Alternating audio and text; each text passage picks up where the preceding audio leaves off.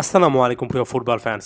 এলএএফসির বিপক্ষে inter Miami যে ম্যাচটা খেললো এবং যেখানে 1-0 গোলে হারলো, সেই ম্যাচটা কিন্তু দর্শক সারি থেকে আর্জেন্টাইন কোচ লিওনেল স্কালোনি দেখেছেন এবং কেন দেখেছেন সেটাকে কেন্দ্র করে অনেকে প্রশ্ন আছে।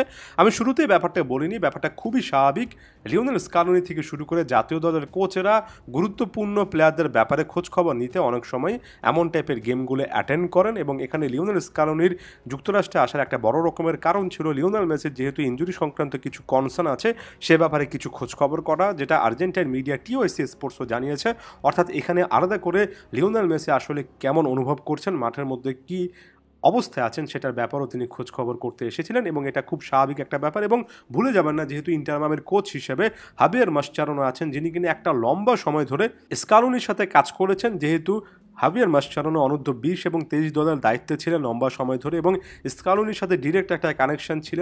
অনেক সময় সিলেকশনের ক্ষেত্রে বা দল নির্বাচনের ক্ষেত্রে দুজন একসঙ্গে বসেছেন, স্কালোনির হেল্প নিয়েছেন, সেভাবে একটা কানেকশন, একটা বন্ডিং তাদের মধ্যে আছে। এবং যেহেতু বিশ্বকাপের প্ল্যানিংটা স্কালোনি আস্তে আস্তে শুরু করছেন, এই মুহূর্তে লিওনেল মেসির প্রায় প্রত্যেকটা আপডেট জানা তার জন্য খুবই গুরুত্বপূর্ণ, যেটা ইন্টারন্যাশনাল ব্রেকও তিনি কিন্তু প্রেস কনফারেন্সে বলেছিলেন। সো এটুকু বলে এই আলোচনাটা শেষ করলাম। এখানে বাড়তি কোনো কিছু, অস্বাভাবিক কোনো কিছু খোঁজার আসলে ব্যাপার নেই। তবে যে ব্যাপারটাতে আসলে ফোকাস করা উচিত সেটা হচ্ছে লিওনেল মেসিকে কেন্দ্র করে ইন্টার মিয়ামি, লিওনেল স্কালোনি কিংবা সামনের দিনগুলোতে লিওনেল মেসির নিজেরই বা প্ল্যান কি। এখন পর্যন্ত নির্দিষ্ট করে একেবারে সুনির্দিষ্ট কোনো কিছু বলা না গেলেও একটা প্যাটার্ন কিন্তু খুঁজে পাওয়া যাচ্ছে। প্যাটার্নটা একেবারে স্পষ্ট, লিওনেল মেসি খুব একটা বেশি রিস্ক কিন্তু নেবেন না। ঠিক ওই ম্যাচগুলোতে তাকে একেবারে পূর্ণাঙ্গ সময়ের জন্য পাওয়া যাবে, যে ম্যাচগুলো কনকাকাফ চ্যাম্পিয়ন্স কাপ কিংবা এমএলএসের খুবই গুরুত্বপূর্ণ, একেবারে মাস্ট উইন সিচুয়েশন টাইপের, যেখানে লিওনেল মেসি একেবারে পূর্ণ 90 মিনিট খেলার চেষ্টা করবেন। যদি হালকা ডিসকমফোর্ট থাকে এবং লিও মেসি যদি মনে করেন যে পূর্ণাঙ্গ ফিট তিনি নন, তাহলে আমার কাছে মনে হয় না যে বিশ্বকাপের আগ মুহূর্ত পর্যন্ত লিওনেল মেসি খুব একটা বেশি রিস্ক নেবেন।